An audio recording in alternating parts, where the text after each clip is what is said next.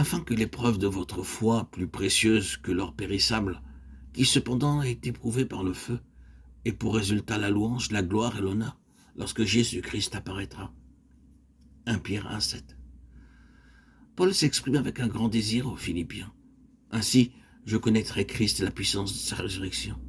Bien que beaucoup de miracles fussent accomplis par son ministère pendant les années passées et que Dieu eût travaillé puissamment à travers lui, cependant il déclare, dans son âge avancé, « Je regarde toute chose comme une perte afin que je le connaisse lui et la puissance de sa résurrection. » C'est la plus forte puissance disponible pour les croyants. Beaucoup de croyants élaborent des plans pendant plusieurs années, cherchant à obtenir de la puissance dans leur vie. Ils pensent qu'en ayant des songes ou des expériences particulières, ou des visions, ils obtiendront de la puissance. Mais ils demeurent toujours faibles, ils ne réalisent pas que la puissance de la résurrection est à leur disposition.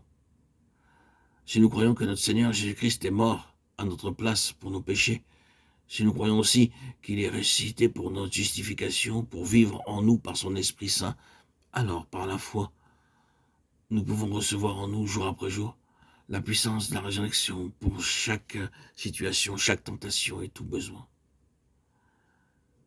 Pour nous accorder une telle foi, le Seigneur nous fera passer par des situations douloureuses et des épreuves. Nous voyons cette pensée dans 1 Pierre 1, 7, 11. L'or doit être affiné par le feu.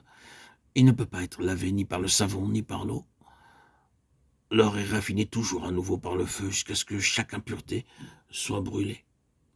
De même, pour nous débarrasser de nos doutes et de nos manques de foi, nous devons traverser des feux de raffinage afin de connaître Christ et la puissance de la résurrection et la communion de ses souffrances, en devenant conforme à lui dans sa mort. Philippiens 3,10. Le Seigneur ne sera pas satisfait à moins que nous ayons la foi pour nous approprier la puissance de sa résurrection jour après jour. Paul dit dans Galates 2,20, « Christ vit en moi, parce qu'il est le Christ vivant qui a vaincu la mort pour vous et moi. » Le Christ vivant vit en nous pour vaincre nos tentations quotidiennes par la foi en la puissance de sa résurrection. Bien que les Éphésiens fussent enseignés par Paul, Apollos et Timothée, cependant Paul pria pour qu'ils puissent connaître la grandeur excessive de la puissance de Dieu, cette puissance même que Dieu déploya en Christ lorsqu'il ressuscita des morts. Éphésiens 1, 16 à 20. Dans Éphésiens 1, 3, il dit « Béni soit Dieu, le Père de notre Seigneur Jésus-Christ, qui nous a bénis de toutes sortes de bénédictions spirituelles dans les lieux célestes en Christ. » Pour jouir de telles bénédictions, nous devons savoir comment recevoir en nous la puissance de sa résurrection. Pour obtenir cette connaissance et cette foi, le Seigneur nous mènera à travers des épreuves, des souffrances et des difficultés.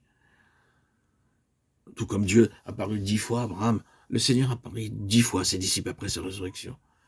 Il apparut premièrement à Marie, au sépulcre, puis aux femmes, puis à Pierre, aux disciples sur le chemin d'Emmaüs, le soir à tous les disciples dans la chambre haute, puis il apparut à 500 personnes, puis à Jacques, à Thomas, puis près de la mer de Galilée, et enfin à Béthanie, lorsqu'il monta aux cieux.